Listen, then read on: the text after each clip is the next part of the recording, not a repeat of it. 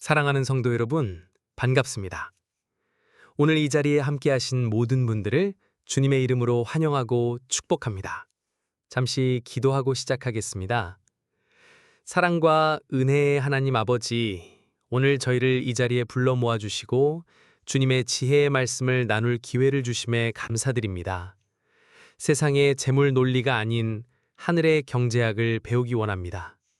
저희의 마음과 생각을 열어주시어 말씀을 통해 돈에 대한 저희의 시각이 교정되게 하시고 주님이 기뻐하시는 청지기로 살아갈 힘과 결단을 얻게 하여 주옵소서. 모든 시간을 주님께 의탁하오며 예수님의 이름으로 기도드립니다. 아멘. 성도 여러분, 혹시 이번 한 주간 돈 문제로 고민하거나 스트레스 받으신 분 계신가요? 아마 이번 주만 그랬나요? 라고 반문하고 싶으신 분도 계실 겁니다. 통장 잔고를 볼 때마다 한숨이 나오고 카드값 결제일이 다가올 때마다 심장이 쿵 내려앉는 경험, 우리에게 너무나 익숙한 현실이죠. 자녀 학자금, 대출이자, 노후 준비, 갑작스러운 지출, 돈은 우리 삶과 너무나 밀접해서 때려야 뗄 수 없는 문제입니다. 어떤 분들은 이렇게 생각할지도 모릅니다. 교회에서까지 돈 얘기를 해야 하나? 신앙은 거룩한 것이고 돈은 세속적인 것 아닌가? 맞습니다. 신앙인으로서 돈 이야기를 입에 올리는 것이 어색하고 어쩌면 믿음 없는 것처럼 보일까봐 조심스러울 때가 많습니다. 하지만 놀랍게도 성경은 돈에 대해 침묵하지 않습니다.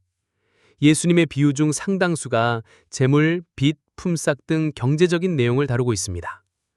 성경 전체에 돈과 소유에 대한 구절이 2300번 이상 나온다고 합니다. 왜일까요? 하나님은 우리가 돈 때문에 염려하고 돈의 노예가 되어 살아가는 것을 원치 않으시기 때문입니다. 하나님은 돈을 잘 다스리고 그것을 통해 하나님의 영광을 드러내는 충성된 청지기로 살아가길 원하십니다. 그래서 오늘 우리는 성경 전체를 관통하는 재정적 자유를 향한 7가지 지도 원칙에 대해 함께 나누고자 합니다. 이 원칙들은 우리를 갑자기 부자로 만들어주는 로또 비법이 아닙니다. 그러나 이 원칙이라는 나침판을 따라 살아갈 때 우리는 돈에 대한 염려라는 안개에서 벗어나 참된 자유와 평안의 항구에 이르게 될 것이며 하나님이 기뻐하시는 재정 생활을 회복하게 될 것입니다. 자, 그럼 그 지도의 첫 번째 길, 첫 번째 원칙부터 살펴보겠습니다. 이것이 모든 것의 기초입니다. 1. 모든 것의 주인은 하나님이시다. 청지기 원칙. 가장 먼저 우리가 마음에 새겨야 할 대원칙입니다. 내 통장에 있는 돈, 내가 사는 집, 내 자동차, 심지어 나의 시간과 재능까지도 그 무엇 하나 진정으로 내 것은 없습니다. 모든 것의 주인은 하나님이십니다. 시편 24편 1절 말씀입니다. 땅과 거기에 충만한 것과 세계와 그 가운데 사는 자들은 다 여호와의 것이로다. 아멘. 우리는 주인이 아니라 주인의 것을 잠시 맡아 관리하는 청지기입니다. 이 관점의 변화가 얼마나 중요한지 모릅니다. 솔직히 쉽지 않은 고백입니다. 우리는 내 땀으로 번 내 돈, 내 능력이라는 생각에 너무나 익숙하기 때문이지요. 이건 내 돈이야 라고 생각하면 내 마음대로 써도 됩니다. 하지만 이것은 하나님이 내게 맡기신 돈이야 라고 생각하면 우리는 돈을 쓸 때마다 기도하게 됩니다. 주님, 이 돈을 어떻게 사용해야 주님이 기뻐하실까요? 청지기 의식은 우리를 2가지 위험에서 구해줍니다.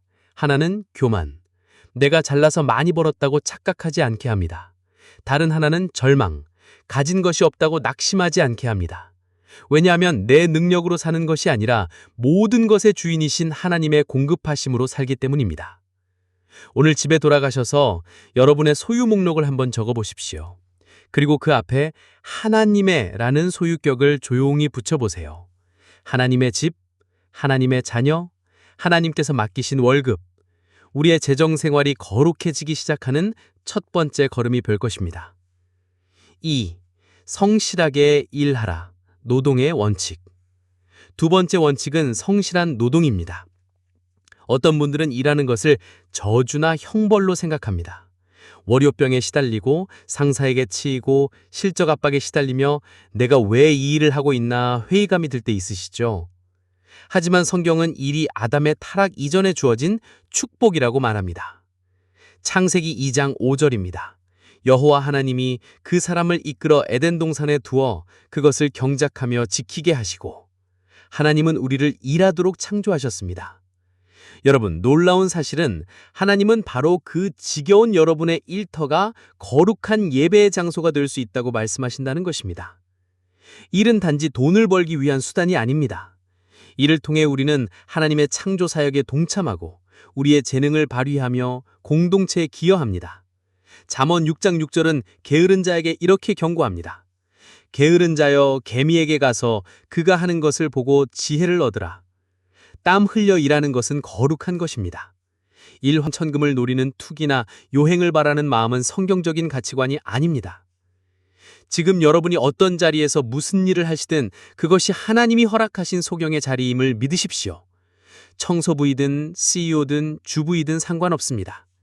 이번 한 주 딱 하루만이라도 주님, 오늘 하루 주님께 일하듯 일하겠습니다 라고 기도하며 시작해 보십시오.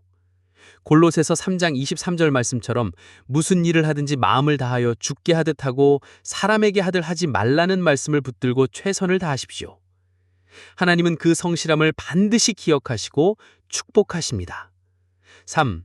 정직하게 벌고 사용하라. 정직의 원칙. 하나님은 우리가 어떻게 돈을 버는지에 깊은 관심을 가지고 계십니다. 많이 버는 것보다 더 중요한 것은 정직하게 버는 것입니다. 솔직히 한번 우리 자신에게 물어봅시다. 아무도 보지 않을 때 약간의 편법으로 조금 더 이익을 얻을 기회가 생겼을 때 나는 100% 정직한가요? 세상은 그것을 지혜나 수완이라고 말할지 모르지만 하나님은 가증한 것이라고 말씀하십니다. 잠언 11장 1절은 무섭게 경고합니다. 속이는 저울은 여호와께서 미워하시나 공평한 추는 그가 기뻐하시느니라. 여기서 저울과 추는 오늘날의 비즈니스 거래, 계약서, 세금 보고, 품질 관리 등 모든 경제 활동을 의미합니다. 속여서 이익을 남기고 편법으로 세금을 줄이고 정당한 대가를 지불하지 않는 것. 정직하게 돈을 벌면 당장은 손해보는 것 같지만 장기적으로 보면 정직은 가장 큰 자산인 신뢰를 쌓게 합니다. 무엇보다 우리는 불의한 재물로 인해 하나님과의 관계가 막히는 것을 가장 경계해야 합니다. 밤에 두 다리 뻗고 평안히 잠들 수 있는 깨끗한 양심이 수십억의 재산보다 훨씬 더 귀합니다. 이번 주 여러분이 돈과 관련된 결정을 내릴 때 딱 한 번이라도 스스로에게 질문해 보십시오. 이것이 하나님 보시기에 정직한가? 여러분의 직장 생활과 사업에 정직이라는 하나님의 사인을 새겨 넣으시길 축복합니다. 4. 미래를 위해 계획하고 저축하라. 계획의 원칙. 혹시 믿음으로 산다는 것을 대책 없이 산다는 것과 동의어로 생각하고 계신지 않습니까? 하나님이 다 채워주실 텐데 뭐하러 저축해? 이건 믿음이 아니라 무책임일 수 있습니다. 성경은 미래를 대비하는 지혜를 칭찬합니다. 우리가 잘 아는 예수배 총리 요셉의 이야기를 보십시오. 그는 7년의 풍년 동안 앞으로 닥칠 7년의 흉년을 대비해 곡식을 창고에 쌓아두었습니다. 그 지혜로운 계획과 저축 덕분에 애굽과 주변의 모든 나라가 굶주림에서 벗어날 수 있었습니다. 잠언 21장 20절 말씀입니다. 지혜 있는 자의 집에는 귀한 보배와 기름이 있으나 미련한 자는 이것을 다 삼켜버리느니라. 미련한 자는 버는 족족 다 써버리지만 지혜로운 자는 미래를 위해 남겨둡니다. 이것이 바로 예산과 저축의 원리입니다. 가계부 쓰는 거 귀찮고 어렵게 느껴지시죠? 저도 그렇습니다. 하지만 매달 수입과 지출을 기록하는 것은 성경적인 지혜입니다. 갑작스러운 질병이나 사고를 대비한 비상자금을 마련하고 은퇴 후의 삶을 계획하는 것은 하나님이 주신 삶에 대한 책임감 있는 태도입니다. 믿음은 계획 없음이 아니라 우리의 계획을 인도하시고 완성하시는 하나님을 신뢰하며 최선을 다해 준비하는 것입니다.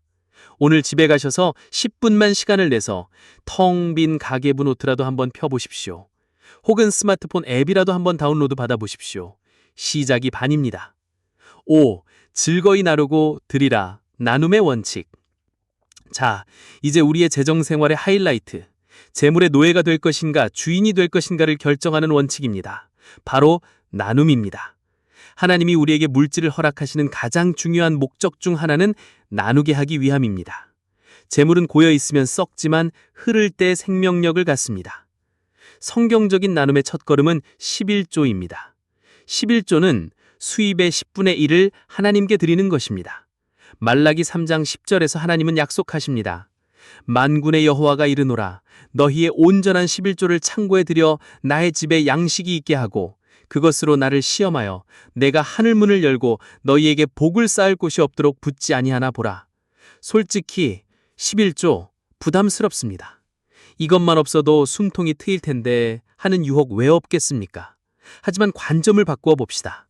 11조는 10%를 하나님께 빼앗기는 것이 아니라 나머지 90%가 하나님의 것임을 인정하며 하나님의 방법으로 관리하겠다고 선포하는 최고의 신앙 훈련입니다. 이것은 원래 모두 하나님의 것이었음을 인정하고 그중 10분의 1을 구별하여 드림으로써 모든 소유의 주인이 하나님이심을 고백하는 신앙 고백입니다. 그리고 11조를 넘어 우리는 즐거운 마음으로 이웃을 위해 나누는 삶을 살아야 합니다. 고린도 후서 9장 7절은 말합니다. 각각 그 마음에 정한 대로 할 것이요. 인색함으로나 억지로 하지 말지니 하나님은 즐겨내는 자를 사랑하시느니라. 재물에 대한 가장 강력한 해독제는 나눔입니다. 혹시 물질에 대한 욕심으로 마음이 무거우신 분이 있다면 이번 주에 작은 나눔이라도 실천해 보십시오. 커피 한 잔 값이라도 좋습니다. 나눔을 실천할 때 우리는 돈의 노예가 아니라 돈의 주인이 될 수 있습니다. 여러분의 재정이 하나님의 나라와 어려운 이웃을 위한 축복의 통로가 되기를 소망합니다. 6번째, 빚의 멍에를 매지 말라. 빚의 원칙. 6번째 원칙은 현대인들에게 매우 실제적인 경고입니다. 바로 빚에 대한 원칙입니다. 빚은 보이지 않는 영적인 족쇄와 같습니다. 그것은 우리의 발목을 붙잡고 자유를 앗아갑니다. 잠언 22장 7절 말씀입니다. 부자는 가난한 자를 주관하고 빚진 자는 채주의 종이 되느니라. 성경은 빚지는 것을 죄라고 단정하지는 않지만 그것이 우리를 종으로 만든다고 강력하게 경고합니다. 빚의 무게에 짓눌려 밤잠 설치는 분들이 계시다면 주님은 그 고통을 외면하지 않으십니다. 재정적인 압박감과 스트레스를 유발하고 하나님이 주신 기회를 붙잡지 못하게 만듭니다. 카드빚, 마이너스 통장에 얽매여서 선교나 구제에 동참할 여유가 없고 더 좋은 직장으로 옮길 기회가 와도 당장의 빚 때문에 망설이게 됩니다. 물론 집을 사기 위한 장기 대출처럼 불가피한 빚도 있습니다. 그러나 불필요한 소비, 거실을 위한 소비로 인한 나쁜 빚은 철저히 피해야 합니다. 만약 지금 빚이 있다면 부끄러워하지 마십시오. 오늘 여러분의 모든 빚 목록을 종이에 적어보십시오. 그리고 그 종이를 붙들고 기도하십시오. 주님, 이 족쇄를 끊을 지혜와 용기를 주십시오. 이것이 자유를 향한 첫걸음입니다. 불필요한 지출을 줄이고 허리띠를 졸라매서라도 빚의 굴레에서 벗어나기 위해 노력해야 합니다. 빚으로부터의 자유는 하나님이 우리에게 주시기 원하는 큰 축복입니다. 7번째, 가진 것에 감사하고 만족하라. 자족의 원칙. 마지막 7번째 원칙은 앞선 모든 원칙을 완성하는 활용점정과 같습니다. 바로 자족, 즉 스스로 만족하는 마음입니다. 우리를 가장 불행하게 만드는 무서운 질병이 있습니다. 바로 비교병입니다. 우리는 끊임없이 남과 비교하는 세상에 살고 있습니다. SNS를 열면 친구가 새로 산 자동차, 해외여행 사진이 보입니다. 나도 모르게 내 삶이 초라해지게 느껴지고 마음 한구석에 불만이 쌓입니다. 그 마음의 공허함, 다들 경험해 보셨을 겁니다. 그러나 사도 바울은 감옥 안에서 이렇게 위대한 고백을 합니다. 빌립보서 4장 11절 12절입니다. 내가 궁핍함으로 말하는 것이 아니니라. 어떠한 형편이든지 나는 자족하기를 배웠노니 나는 비천에 처할 줄도 알고 풍부에 처할 줄도 알아. 모든 일, 곧 배부름과 배고픔과 풍부와 궁핍에도 처할 줄 아는 일체를 비교를 배웠노라. 바울이 말하는 자족의 비교는 무엇이었을까요? 바로 그 다음 구절 13절에 나옵니다. 내게 능력 주시는 자 안에서 내가 모든 것을 할 수 있느니라. 바울의 만족은 환경이나 소유에 있지 않고 오직 예수 그리스도 한 분께 있었습니다. 자족은 결코 현실에 안주하거나 게으르게 살라는 뜻이 아닙니다. 최선을 다해 성실히 일하되 그 결과에 대해서는 하나님께 감사하고 만족하는 태도입니다. 더 많이 갖지 못해 불평하는 대신 오늘 잠들기 전 딱 3가지만 감사일기를 써보는 것은 어떨까요? 거창한 것이 아니어도 좋습니다. 건강, 가족, 믿음, 그리고 오늘 마실 수 있는 물 한 잔까지. 감사가 시작될 때 비교와 불만은 사라지고 참된 평안이 찾아옵니다. 우리의 진정한 부유함은 통장 잔고가 아니라 우리 안에 계신 그리스도이십니다. 오늘 우리는 성경이 말하는 7가지 경제 원칙, 재정적 자유를 향한 지도를 살펴보았습니다. 다시 한번 정리해 볼까요? 1. 청지기 원칙, 모는 것은 하나님의 것입니다. 2. 노동의 원칙, 성실하게 일하는 것이 축복입니다. 3. 정직의 원칙, 깨끗한 방법으로 벌어야 합니다. 4. 계획의 원칙, 지혜롭게 미래를 준비해야 합니다. 5. 나눔의 원칙, 움켜쥐지 말고 흘려보내야 합니다. 6. 빚의 원칙, 빚의 멍에에서 자유로워져야 합니다. 7. 자족의 원칙, 나의 만족은 오직 주님께 있습니다. 이 모든 원칙의 중심에는 한 가지 질문이 있습니다. 여러분의 마음의 주인은 누구입니까? 예수님은 마태복음 6장 24절에서 한 사람이 두 주인을 섬기지 못할 것이니 너희가 하나님과 재물을 겸하여 섬기지 못하느니라고 말씀하셨습니다. 우리의 재정 생활은 우리가 누구를 주인으로 섬기는지를 보여주는 가장 정직한 거울입니다. 사랑하는 성도 여러분, 자 이제 여러분의 차례입니다. 오늘 말씀을 들으시면서 성령께서 여러분의 마음에 특별히 와 닿게 하신 원칙이 있으실 것입니다. 어떤 분에게는 청지기 의식을 회복하라는 도전일 수 있습니다. 어떤 분에게는 가계부를 쓰고 구체적인 저축 계획을 세우라는 부르심일 수 있습니다. 또 어떤 분에겐 용기를 내어 11조를 시작하거나 빚 갚을 계획을 세우라는 마음을 주셨을지도 모릅니다. 그 마음에 순종하십시오. 오늘 들은 말씀을 머리로만 이해하고 끝내지 마시고 이번 한 주 동안 삶으로 살아내기 위한 작은 결단 하나를 하십시오. 그 결단을 마음속으로만 하지 마시고 지금 조용히 여러분의 노트에 적어보십시오. 선포할 때 힘이 생깁니다. 그 작은 순종의 발걸음을 통해 하나님께서는 우리의 재정 생활에 놀라운 자유와 회복 그리고 축복을 부어주실 것입니다. 우리는 더 이상 돈의 노예가 아니라 하나님 나라의 재정을 맡은 신실하고 지혜로운 청지기로 살아갈 수 있습니다. 다 같이 기도하겠습니다. 하나님 아버지, 오늘 말씀을 통해 돈에 대한 저희의 잘못된 생각을 깨트려 주시고 하늘의 경제 원칙을 가르쳐 주시니 감사합니다. 그동안 내 힘으로 벌고 내 마음대로 쓰려 했던 교만을 회개합니다. 모든 것이 주님의 것임을 고백하며 신실한 청지기로 살기 원합니다. 성실함과 정직함으로 일하게 하시고 지혜롭게 계획하며 즐거이 나누는 자가 되게 하여 주옵소서. 빚의 멍에에서 우리를 자유케 하시고 세상과 비교하지 않고 오직 주님 한 분만으로 만족하는 자족의 은혜를 더하여 주옵소서. 이제는 돈 때문에 염려하는 인생이 아니라 하나님을 신뢰함으로 참된 평안을 누리며 우리에게 맡기신 재물을 통해 하나님의 영광을 드러내는 축복의 통로로 사용하여 주옵소서. 우리 주 예수 그리스도의 이름으로 간절히 기도드립니다. 아멘.